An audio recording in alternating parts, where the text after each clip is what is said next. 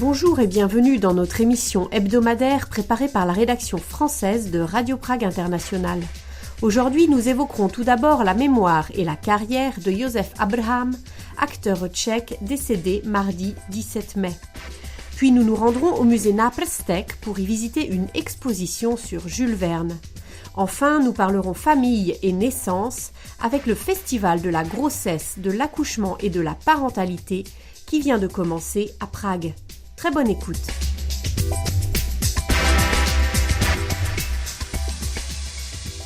L'annonce du décès à 82 ans de Josef Abrham ne laisse pas insensibles les très nombreuses personnes qui ont grandi avec ses films. Alexis Rosenzweig nous rappelle le parcours et les succès de cet acteur tchèque de légende.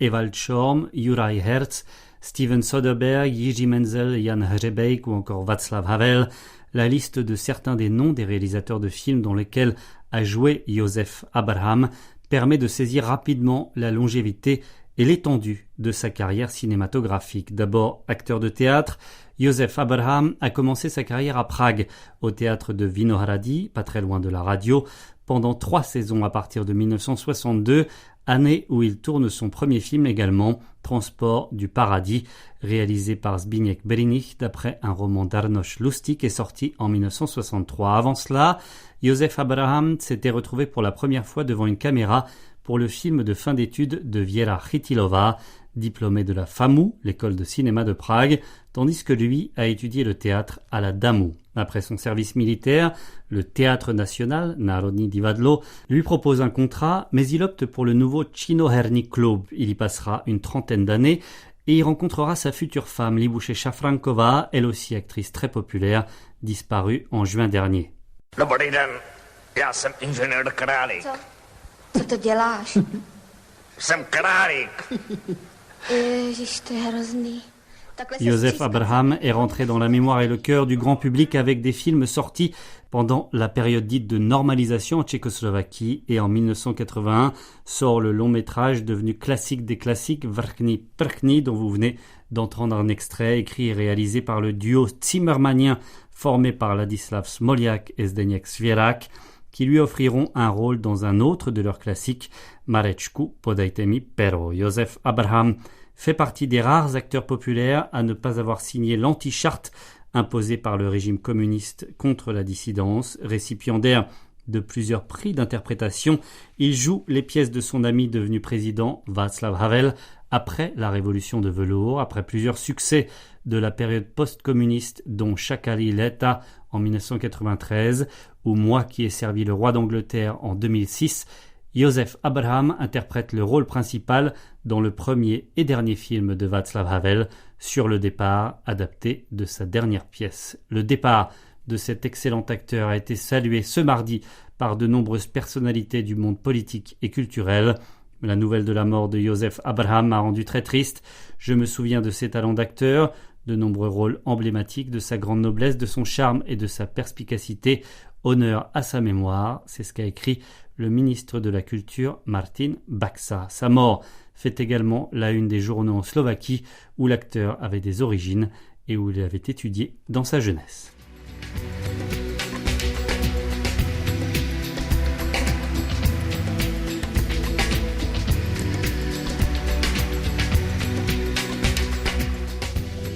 Au musée Náprstek des cultures asiatiques, africaines et américaines de Prague, l'exposition Le Tour du monde en 80 jours nous livre les secrets de ce roman mythique publié il y a exactement 150 ans et de son auteur Jules Verne. Marie Ancien a fait un tour de l'exposition. En 1872 paraissait en France ce qui deviendra le plus grand succès de son auteur, Jules Verne, Le Tour du monde en 80 jours. Ce roman retrace l'aventure de Phileas Fogg, un gentleman anglais qui se donne le défi de faire le tour du monde en 80 jours. L'exposition Le Tour du monde en 80 jours au musée Náprstek redonne vie à ce personnage imaginaire aussi célèbre que son auteur. C'est ce que précise Elena Heroldova, l'une des organisatrices de l'exposition.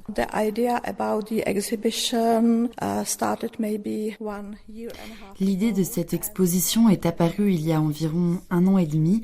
L'idée principale est de présenter le personnage imaginaire de Phileas Fogg, personnage principal de l'œuvre de Jules Verne, comme s'il avait été un réel voyageur. C'est-à-dire qu'on se demande ce qu'il se serait passé si Phileas avait réellement voyagé à travers le monde à cette époque-là. Phileas Fogg was a real traveler and traveled around the world. En effet, l'œuvre de Jules Verne ne peut pas être étudiée en dehors de son contexte spatio-temporel. La révolution industrielle à la fin du XIXe siècle fait émerger de nouveaux modes de transport et notamment le développement des chemins de fer et des modes de transport maritimes. Dès le 6e chapitre, l'ouverture du canal de Suez qui a eu lieu en 1869 permet à Phileas Fogg de rejoindre Bombay en une durée record. Finalement, ce dernier parvient à réaliser ce tour du monde en passant par Bombay, Hong Kong ou encore New York et San Francisco en 80 jours. L'exposition propose alors de découvrir différents objets issus des villes-étapes de son voyage, à la date supposée du passage de Phileas Fogg. This exhibition has several layers. Cette exposition se compose de plusieurs parties. D'une part, il y a les objets de collection d'Afrique du Nord, d'Asie de l'Est, d'Amérique du Nord. Ces objets ont été choisis pour représenter le genre d'objets qui auraient pu être achetés à la fin du XIXe siècle. On peut dire que ce sont des souvenirs. De nombreux objets ont été produits en Inde ou en Chine pour les étrangers afin qu'ils puissent les acheter et les ramener dans leur pays d'origine. D'autre part, nous avons des photos et des textes qui sont là pour répondre aux interrogations des visiteurs en renseignant sur des questions parfois très actuelles, comme le colonialisme, le post-colonialisme, l'occidentalisation de la Chine ou du Japon. Qu'est-ce que ça veut dire de faire partie de l'Europe britannique en Inde ? Nous avons des photos de collections qui représentent le monde à la fin du XIXe siècle. Nous avons également des éléments pour les enfants, des modèles papier de transport, de bateaux, de machines aériennes inspirées de l'œuvre de Jules Verne. Nous avons des journaux qui ne sont pas réels, mais qui donnent des informations sur la vie à Londres, à Hong Kong à cette époque. In late 19th century or living in Hong Kong in late 19th century. L'exposition revient sur la vie et la personnalité de l'auteur Jules Verne lui-même, mais également sur son immense succès au-delà des frontières françaises. Il s'agit même d'une des œuvres les plus lues et les plus traduites au monde, notamment car elle aborde des enjeux qui résonnent encore aujourd'hui et partout dans le monde. He's very famous. One part of the exhibition is based on... Il est très célèbre ici. Une partie de l'exposition est consacrée à l'œuvre et à la vie de Jules Verne. Il y a 2 pièces dédiées au tour du monde en 80 jours et une pièce entière à Jules Verne lui-même. Nous pouvons lire différentes informations sur lui, sur ses romans et sur les traductions. En effet, ces œuvres ont été traduites en tchèque très rapidement après leur publication en français. À la fin du XIXe siècle, on comptait 80 traductions en tchèque. Il y a encore de nombreuses publications aujourd'hui et tout le monde sait qui est Jules Verne et connaît ses œuvres les plus connues. C'est probablement l'une des raisons pour laquelle l'exposition a été créée.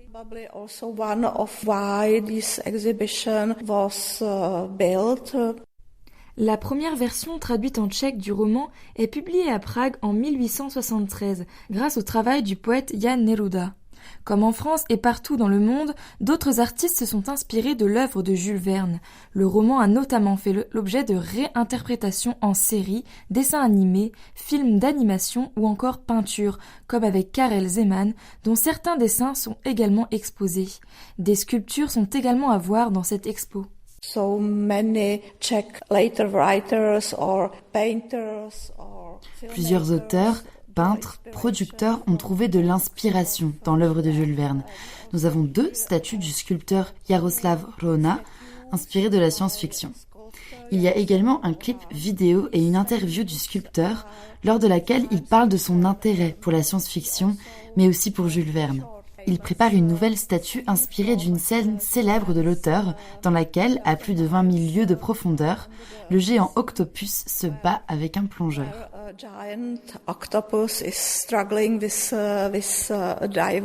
L'exposition revisite donc le célèbre roman de Jules Verne en se concentrant sur la personnalité des personnages et de leur auteur. Elle insiste également sur le personnage de Jean Passepartout, domestique de Fogg, habituellement représenté comme un personnage simplet et drôle. Pourtant, les réalisateurs de l'exposition ont voulu mettre en avant l'ouverture d'esprit et le rôle important de Passepartout dans le succès de Phileas Fogg.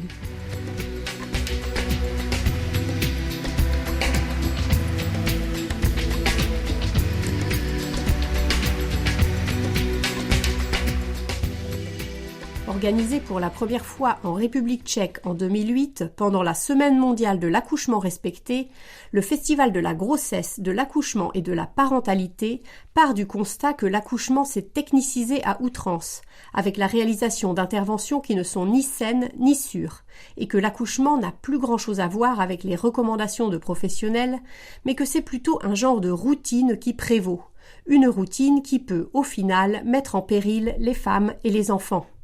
Conférences, groupes de parole et autres activités à thèmes divers, cette année, le programme s'annonce à nouveau très riche, comme le présente Petra Sovová, la présidente de l'association Aktivní materství, qui organise donc le Festival de la grossesse, de l'accouchement et de la parentalité de Prague.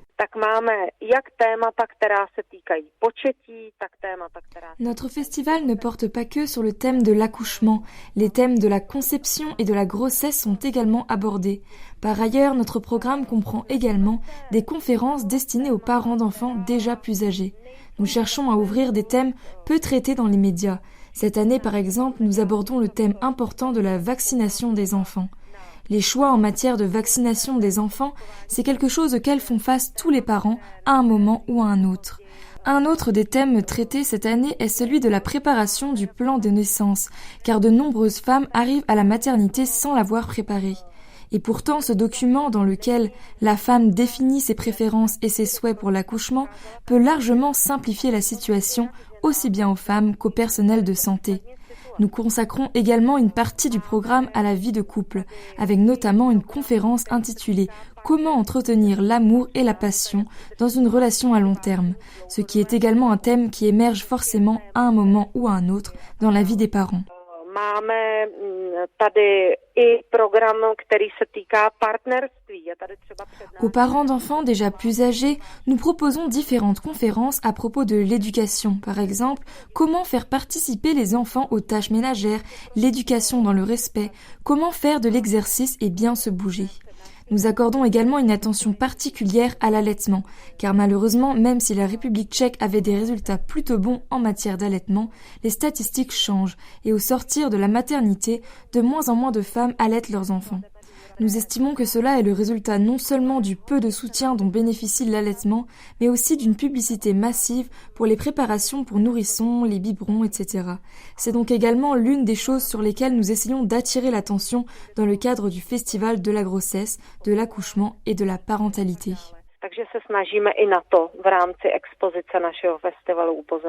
Si Petra Sovová rappelle que le festival se concentre avant tout sur les soins à la maternité, car selon elle c'est là qu'il est le plus urgent d'agir en République tchèque, l'un des thèmes que l'on pourrait associer au nom du festival est celui de l'accouchement à domicile.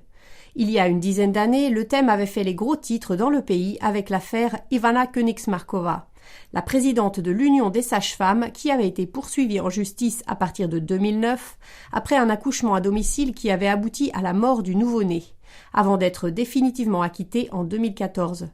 Depuis cet hiver, les Pragois auront peut-être remarqué dans le métro les affiches de la campagne Ať můžou, une campagne qui vise à soutenir le travail des sages-femmes communautaires en soulignant le fait qu'elles sont nécessaires non seulement pour les accouchements à domicile, mais aussi pour l'assistance avant et après l'accouchement, ainsi que pour l'accompagnement lors de l'accouchement à la maternité.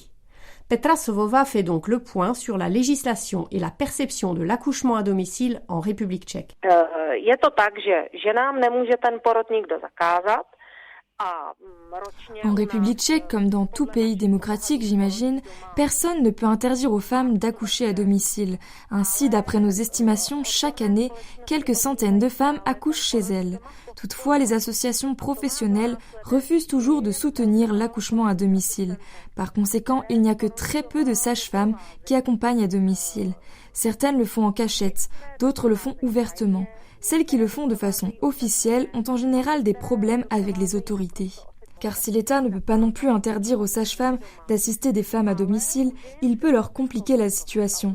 Ainsi, les administrations régionales refusent la plupart du temps de délivrer aux sages-femmes une homologation complète, c'est-à-dire qu'une sage-femme qui se rend auprès de l'administration régionale pour s'inscrire en tant que sage-femme se voit rayer la mention « gestion de l'accouchement » de la définition de sa profession.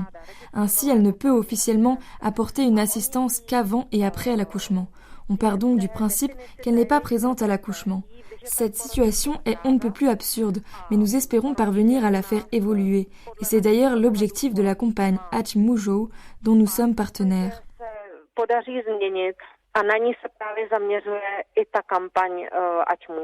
Petra Sovová estime qu'en termes de remboursement des soins assurés par les sages-femmes, la République tchèque pourrait prendre exemple sur la France.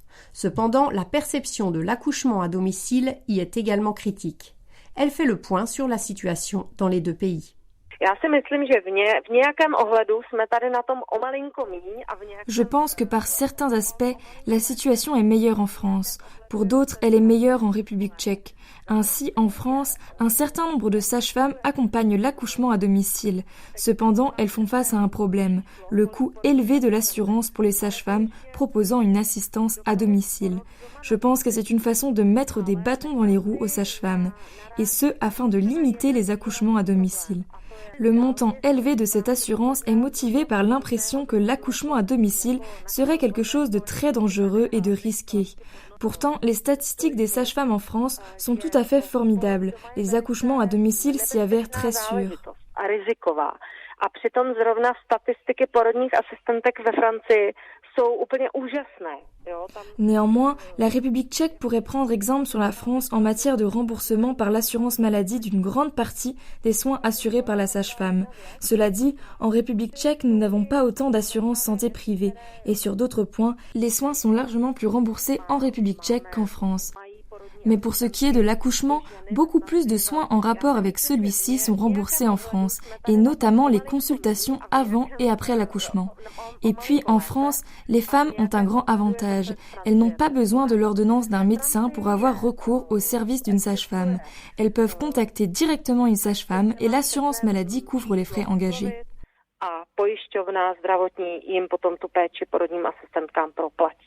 Organisé depuis 18 ans, le Festival de la grossesse, de l'accouchement et de la parentalité de Prague a donc atteint l'âge de la maturité.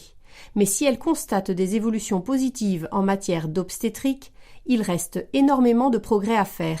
Petra Sovová. L'obstétrique en République tchèque s'est énormément améliorée en 18 ans, c'est évident. Même si je suis de nature impatiente et que j'estime que les évolutions auraient dû être largement plus considérables, il serait injuste de dire que rien n'a changé. Quand même, de nos jours, les femmes se préparent à l'accouchement et y ont leur mot à dire, notamment par le biais d'un plan de naissance. Il est nettement plus courant que les maternités permettent aux femmes de choisir leur position pour accoucher. Il faut par ailleurs souligner le fait que la séparation du bébé et de la mère à la naissance est moins fréquente. Toutefois, cela reste assez courant. Pour résumer, certaines choses ont changé et évolué. Il est désormais possible de discuter ouvertement de certaines choses, mais il reste des progrès à faire. Et l'évolution systémique que nous prônons n'a pas encore eu lieu. Lorsque nous avons fondé l'association Aktivní mateřství en 1999, nous pensions qu'il suffirait d'environ 2 ans pour régler ces problèmes. D'après nous, c'est absurde que cela tarde autant, mais nous avons compris que tout changement systémique prend du temps.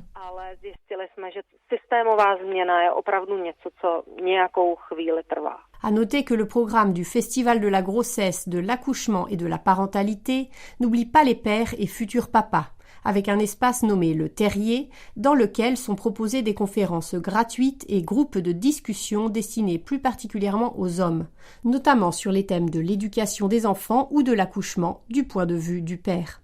Si les conférences sont en tchèque, les visiteurs non tchécophones peuvent toutefois consulter la documentation en anglais et autres langues étrangères mise à disposition à la bibliothèque du festival.